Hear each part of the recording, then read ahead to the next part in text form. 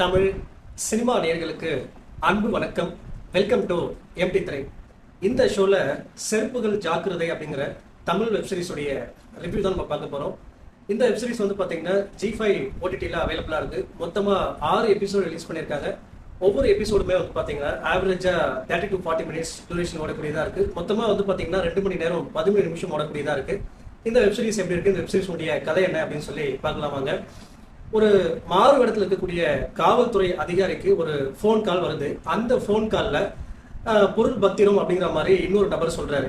அந்த காவல்துறை அதிகாரி வந்து பாத்தீங்கன்னா தான் காலில் இருக்கக்கூடிய ஷூவை மாற்றி வேற ஒரு காலனியை போட்டுக்கிறாரு. அதுல வந்து பாத்தீங்கன்னா வைரங்களை பதுக்கி வைக்கிறாரு. அந்த நேரத்துல அந்த காவல்துறை அதிகாரிக்கு ஒரு மீட்டிங் அப்படிங்கிற மாதிரி ஒரு அழைப்பு வருது. ஷூவை மாற்றியதுனால அந்த பக்கமா ஜாக்கிங் வந்த சிங்கம்புலியினுடைய ஷூவை கடன் வாங்கிட்டு தான் போட்டிருந்த காலனியை அவர்கிட்ட கொடுத்துட்டு அதை பத்திரமா வச்சுக்கோங்க அப்படின்ற மாதிரி சொல்லிட்டு இவர் வந்து மீட்டிங் போறாரு. அந்த காலனி யார் யார்கிட்ட கை மாறுது அப்படிங்கிறத ரொம்ப நகைச்சுவையா சொல்லக்கூடிய வெப்தொடர் தான் இந்த செருப்புகள் ஜாக்கிரதை. இந்த வெப்தொடரை பத்தி அலசணும் அப்படின்னா சிங்கம்புலியினுடைய இயல்பான நடிப்பாகட்டும், அதே போல நொல்லு சபா மன்னவருடைய யதார்த்தமான காமெடி ஆகட்டும் ரொம்பவே சிறப்பா ஒர்க் அவுட் ஆயிருந்தது. அவங்க 2 பேருடைய காம்பினேஷனுமே ரொம்ப நல்லா சிரிக்கிற மாதிரி இருந்துச்சு.